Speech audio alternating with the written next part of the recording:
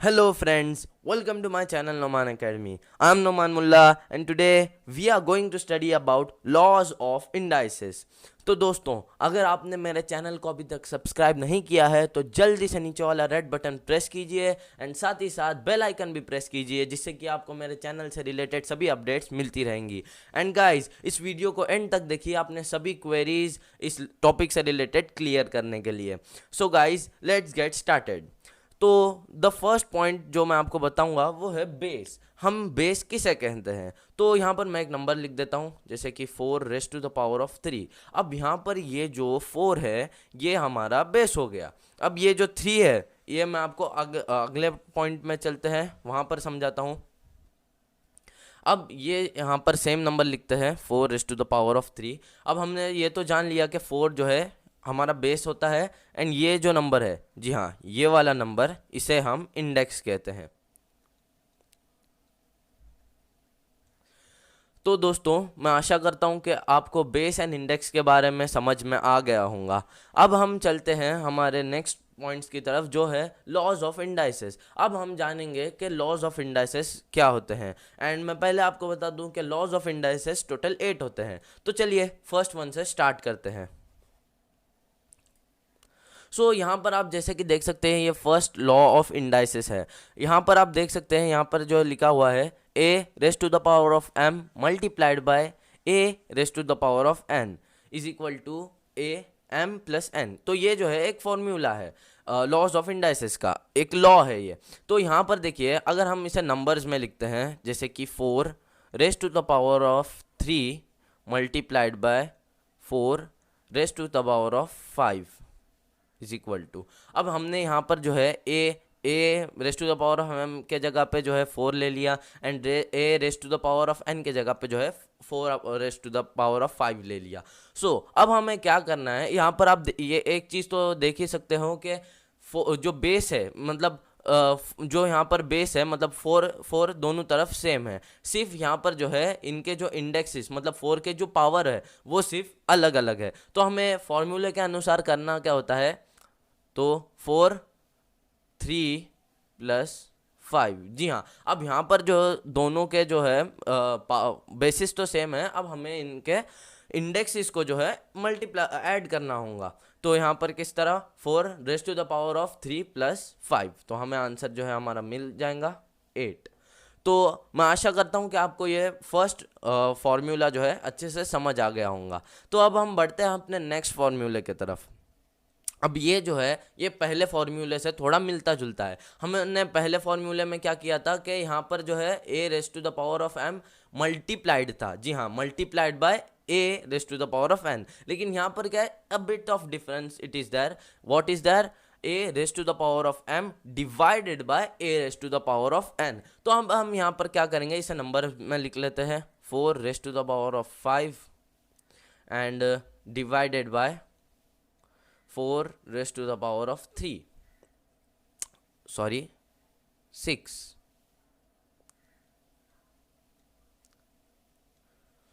सो यहाँ पर अब हमें अभी आप देख ही सकते हो कि थोड़ा सा ही डिफरेंस है। Just a second guides.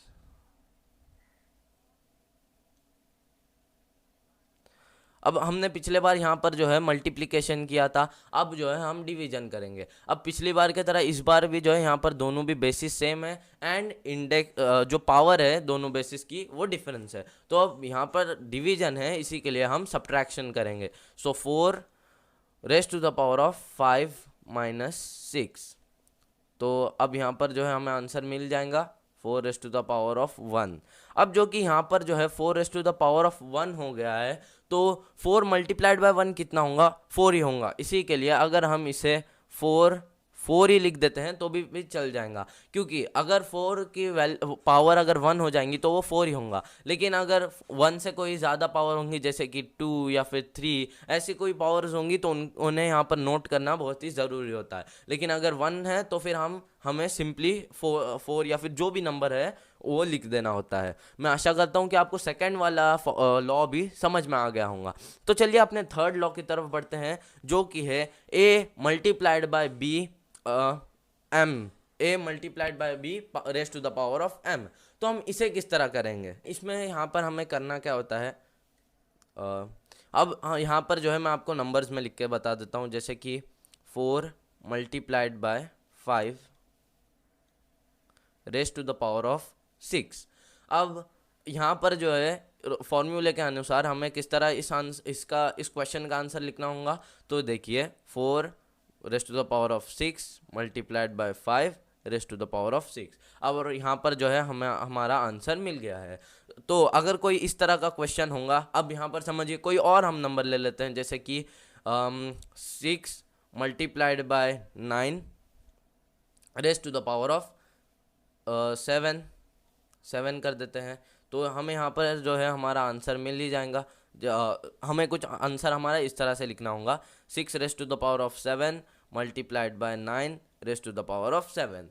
तो मैं आशा करता हूँ कि अब तक के सभी लॉज आपको बहुत अच्छे से समझ में आ गए होंगे। तो चलिए अब हम अपने फोर्थ लॉ की तरफ बढ़ते हैं, जो कि है a raised to the power of 0 is equal to 1। अब मैंने आपको ये तो बता दिया था कि कोई नंबर की अगर वैल्यू या फिर पावर जो है पावर जो है 1 होंगी तो उसे हम मतलब, अब समझिए यहाँ पर 4 रेस्ट टू द पावर 4 की वैल्यू अगर पावर जो है 1 है तो हम उसे 4 भी लिख सकते हैं। तो यहाँ पर अब जो है 4 की वैल्यू 0 है। 4 अब यहाँ पर समझते हैं हम कि 4 की वैल्यू जो है 0 है, तो हम इसका आंसर क्या लिखेंगे? तो हम इसका आंसर 1 लिखेंगे। अगर 4 ही नहीं, अगर कोई भी 3 डिजिट 4 डिजिट कोई भी नंबर अगर यहाँ पे आ जाए, जैसे कि हम 99 ले लेते हैं, तो और raised to the power of 0, तो उसकी वैल्यू 1 ही आएंगी। तो मैं आप आशा करता हूँ कि आपको ये वाला भी फॉर्मूला लॉ समझ में आ गया होगा। तो चलिए अब हम अपने फिफ्थ लॉ की तरफ बढ़ते हैं। तो फिफ्थ लॉ जो है ये मैं आपको बता देता हूँ, पहले तो हम इन्हें नंबर्स में लिख लेते हैं। तो फिफ्थ लॉ जो है यहाँ पर आप देख सकते हैं, तो यहाँ पर क्या है, a raised to the power of m brackets raised to the power of n, मतलब a raised to the power of m, इनकी पावर जो है n है। तो हम इन्हें किस तरह से लिखेंगे, 4 raised to the power of 3 brackets raised to the power of 5। तो इसे किस तरह से लिखना है, बस 4 raised to the power of 3 and 5।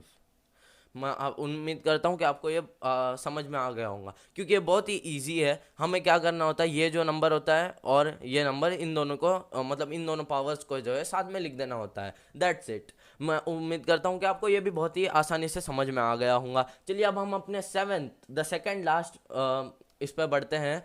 तो वो है जस्ट अ सेकेंड गाइस, हमने फिफ्थ वाला नहीं देखा था, तो मैं आपको बता देता हूँ हमारा फिफ्थ वाला क्या है।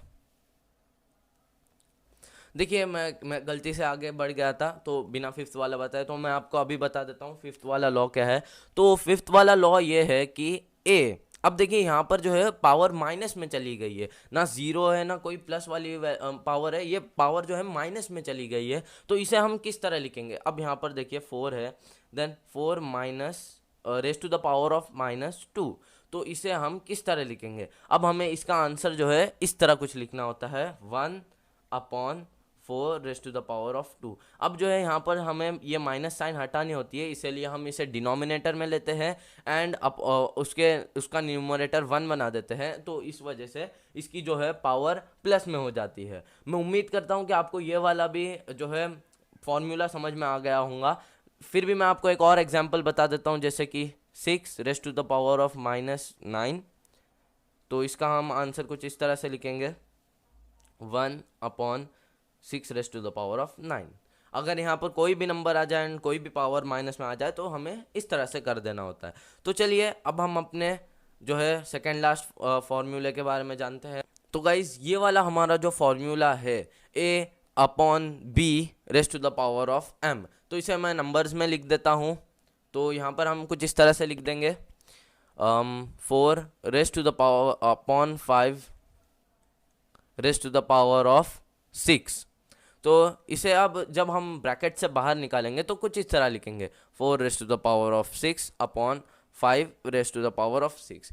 मैं उम्मीद कर और ये यहाँ पर हमने हमारा 7th फार्मूला भी सीख लिया है। मैं उम्मीद करता हूँ कि आपको अब तक के पूरे 7 फार्मूलेस समझ में आ गए होंगे। गाइस हम यहाँ पर हमारा लास्ट वाला फार्मूला जो है देखेंगे, लॉ ऑफ इंडाइस देखेंगे। तो यहाँ पर जो है पहले मैं आपको इस फॉर्मूले को बता देता हूँ। देखिए पिछला जो हमारा 7th वाला फॉर्मूला था वहाँ पर क्या था, A/B माइनस प्लस M था, मतलब पॉजिटिव M था। देखिए यहाँ पर A/B पॉजिटिव M, और यहाँ पर जो है स्लाइटली डिफरेंस है, यहाँ पर A/B माइनस M। तो इसे हम किस तरह से लिखेंगे मैं आपको दिखा देता हूँ। देखिए 4 raised to the power 4/5 raised to the power of -6। तो इसे हम किस तरह से लिखेंगे, इसे हम यहाँ पर जो है उल्टा लिखेंगे, मतलब 5/4 raised to the power of m।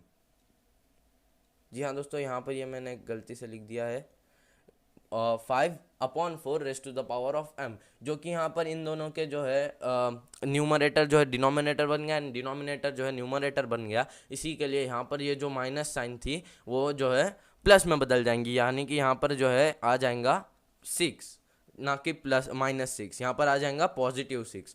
और यहाँ पर गाइस हमने हमारे सभी 8 के 8 लॉज ऑफ इंडाइसिस सीख लिए हैं एंड मैं आशा करता हूँ कि आपको सभी के सभी समझ में भी आ गए हों। लेकिन अगर आपको किसी में कोई क्वेरी रह गई है तो please let me know it in the comment box. मैं आपको मेरे अगले वीडियो में ज़रूर एक्सप्लेन करूँगा। सो गाइस चलिए अब हम क्यूब्स के बारे में, क्यूब्स एंड क्यूब रूट्स के बारे में जानते हैं। So basically we know cubes till 10, right.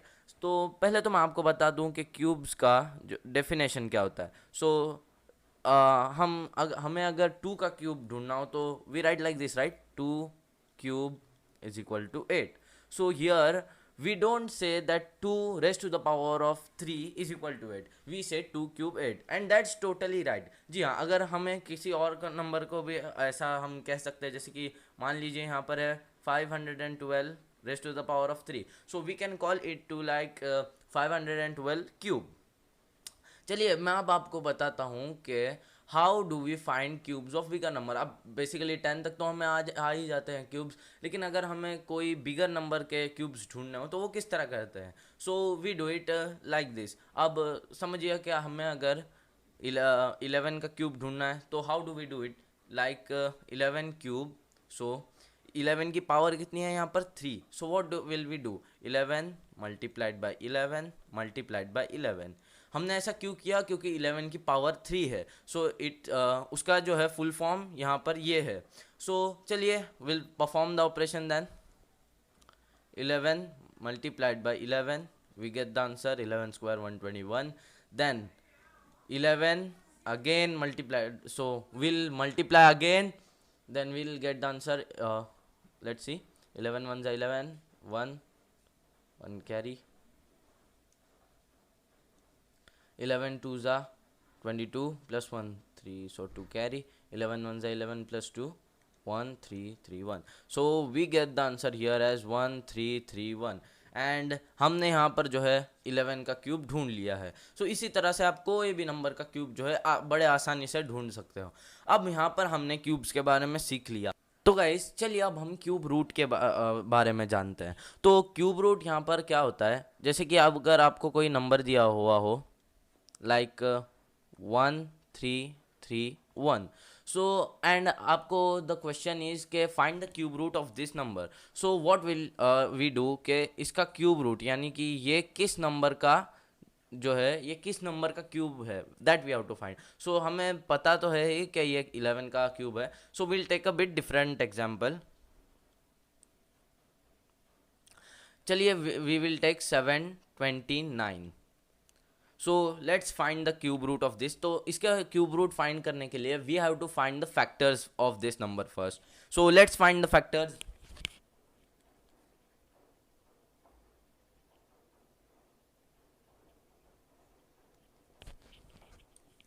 Just a second.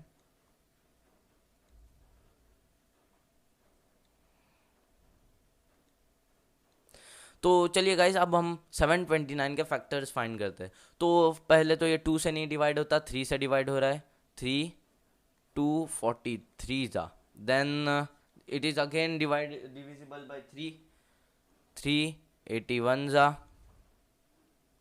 again by 3, 327 जा, again by 3, 9 जा, again by 3, 3 जा, and again by 3, 3 1 जा। सो देखिए गाइज, हमें यहाँ पर सभी के सभी जो है फैक्टर्स मिल गए हैं। चलिए अब हम अगला स्टेप जो है वो देखते हैं। सो आर नेक्स्ट स्टेप इज के अब हमें इनके जो है कॉमन फैक्टर्स अलग करने हैं। जैसे कि will write here 729 is equal to 3 multiplied by 3 multiplied by 3 multiplied by 3, continue here 3 multiplied by 3।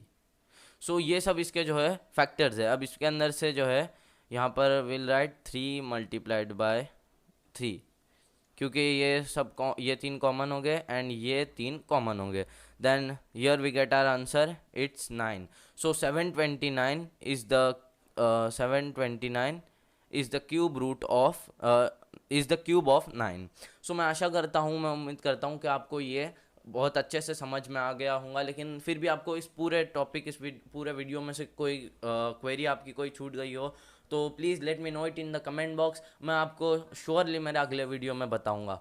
So guys, thanks for watching my video. मिलते हैं अगले वीडियो में।